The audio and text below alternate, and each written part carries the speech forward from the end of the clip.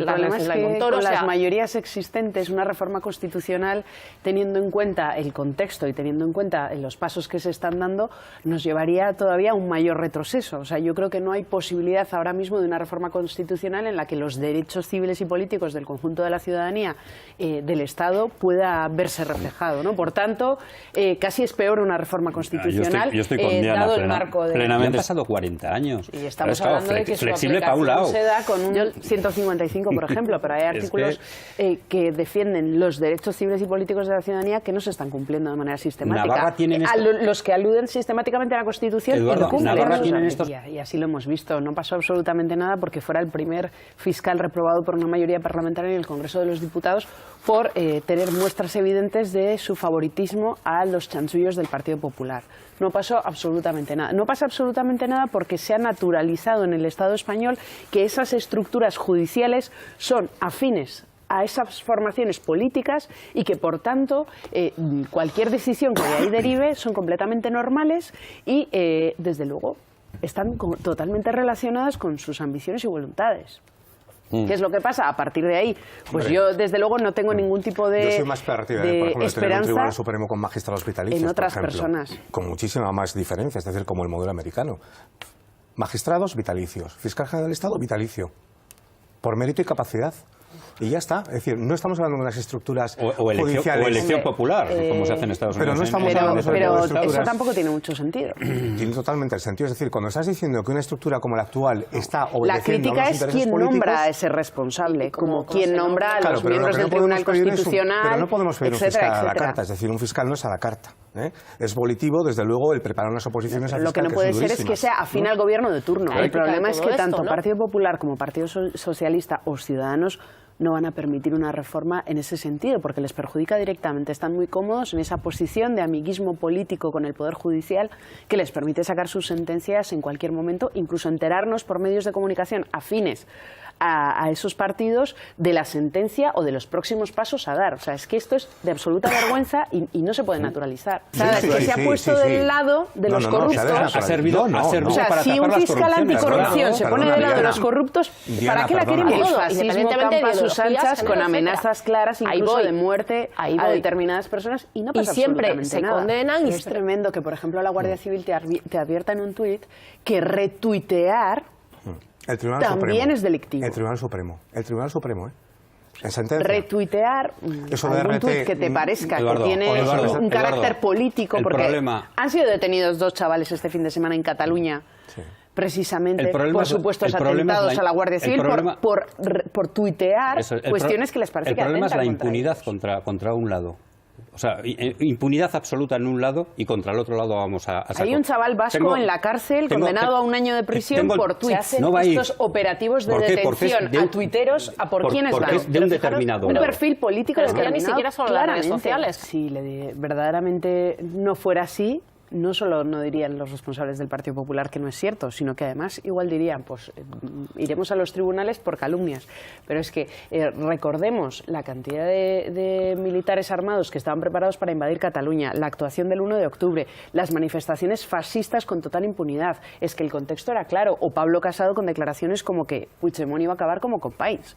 O sea, yo creo que es evidente que las palabras de Rovira tienen total contenido y total credibilidad. Que los que echaron a la gente a la calle, pero para salir corriendo, son las ciudadanas y ciudadanos que tenían que huir de la Guardia Civil y la Policía Nacional, apaleándoles, maltratándolos, acabando incluso hasta utilizando el uso de pelotas de goma, que está prohibido en Cataluña, dejando a una persona sin un ojo. Eso lo hemos visto aquí, en el País Vasco. Sí, Íñigo Cabacas y está impune todavía su muerte. De eso. Efectivamente, pero estamos hablando en estos momentos de lo que ha pasado en Cataluña.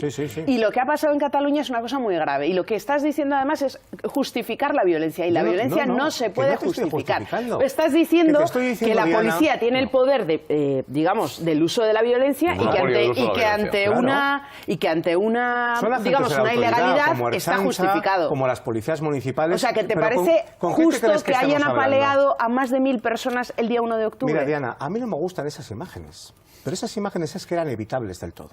y eran evitables del todo, porque se echó a la gente a proteger unos recintos a defender y a sus participar. derechos. No, ningún derecho. ¿Cuándo defender un derecho? Ese referéndum estaba declarado ilegalmente por el Tribunal Constitucional. Solo está prohibido por fascistas, y es lo que vimos el 1 de octubre, un gobierno fascista que mandó a maltratar a la gente solo porque no quería acatar un principio democrático. Lo vimos nosotros en primera persona y lo grabamos nosotros y vimos cómo entraba la Policía Nacional. Yo concretamente estaba en el Instituto Balmes, en la calle Pau Clarís, a las 9 de la mañana, cuando llegó la Policía Nacional y sin mediar palabras se puso a repartir estopa. Claro. Sí. Claro, muy bien, muy bonito. Esto es lo normal, repartir hostias a todo el mundo. Pero esto lo hemos visto en el País Vasco.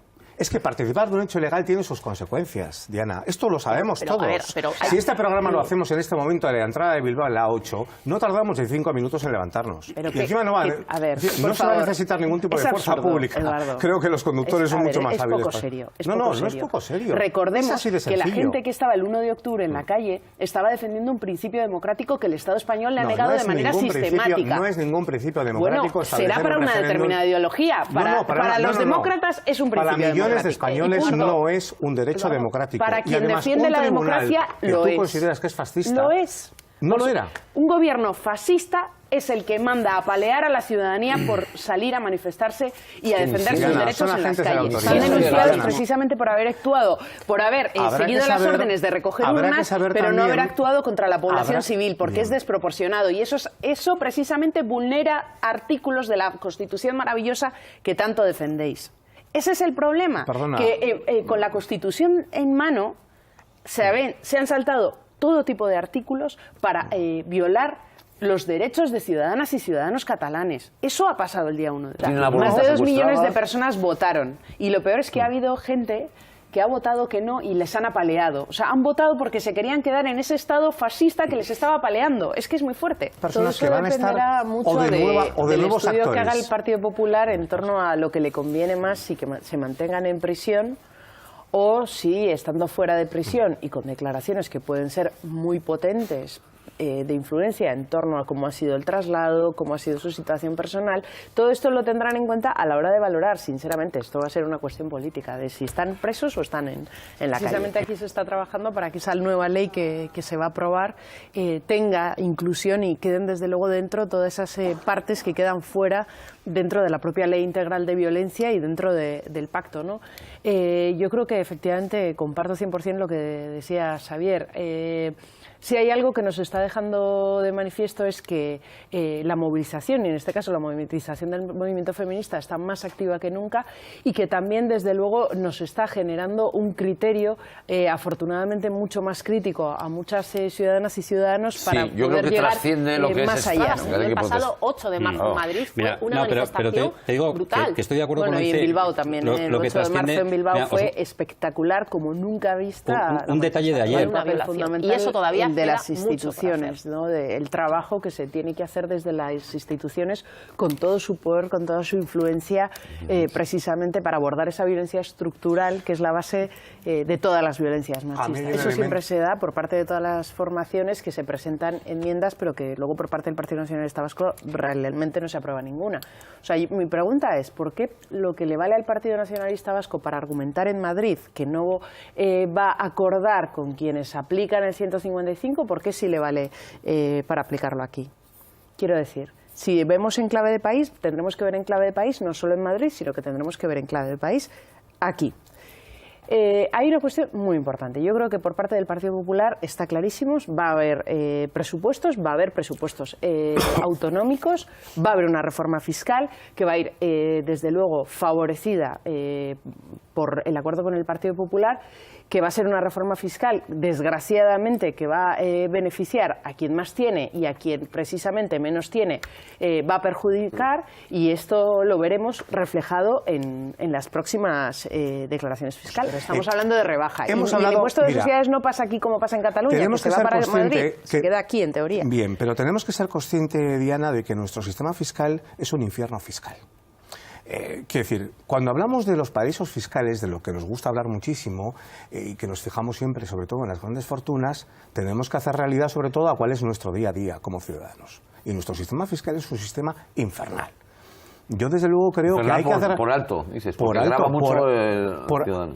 Graba muchísimo, es decir, yo creo que precisamente porque el él futuro siempre de la mantiene economía, posturas liberales, pero por eso no hace falta el futuro de la economía lo que se basa es en la bajada de impuestos. No pasa nada por ser liberal. No haría falta una reforma fiscal justa y progresiva que precisamente dé mayor beneficio a quien menos tiene y que tengan que tributar más quien más tiene. ¿No tiene más sentido todo esto? Sí, tendría más sentido. Porque sentido. al final es la ciudadana o el ciudadano de a pie quien tiene que cargar con las consecuencias, y las grandes empresas como Iberdrola que tenemos en Bilbo, etcétera, etcétera, quienes están teniendo un favoritismo fiscal tremendo, que fíjate lo que podríamos hacer con esa recaudación impositiva si fuese, desde luego, justa y progresiva. Yo te planteo la otra derivada, que es reducir el gasto público. Tenemos muchísimas partidas completamente improductivas en el gasto público. Eso es cuestiones ideológicas, desde luego, pero es que cuando se habla de análisis de gasto público, lo que para ti puede sobrar, para otros puede ser inversión en protección social. O sea, quiero decir, ya aquí entramos en cuestiones ideológicas. ¿De qué es lo que consideramos por gasto público? Que podríamos hablar de casi inversión pública. Es verdad que él tiene, o sea, que evidentemente tiene unos argumentos completamente políticos, pero sí que es cierto, y sin que sirva de presente, me parece que sí que es verdad que este tipo de acuerdos, que son acuerdos muy importantes, no se tendrían que haber hecho de espalda a las fuerzas políticas vascas, porque me parece que es un tema lo suficientemente importante como para haberse cerrado de manera oscura en un despacho. Eso también creo que él lo dice por una cuestión de beneficios y yo lo estoy diciendo por una cuestión... Claro, la ley quinquenal del Pleno yo creo que es lo suficientemente importante y digamos trascendente como para que no hubiese habido previamente, desde luego, una apertura a las fuerzas políticas vascas para conocer el contenido que posteriormente se iba a acordar. De acuerdo, pero la única... Y yo creo que ahí es la crítica, el oscurantismo y un acuerdo que se ha cerrado en un despacho. De acuerdo. Que luego habrá otra crítica política de si nos parecerá mejor o peor lo que se ha negociado, que en nuestro caso,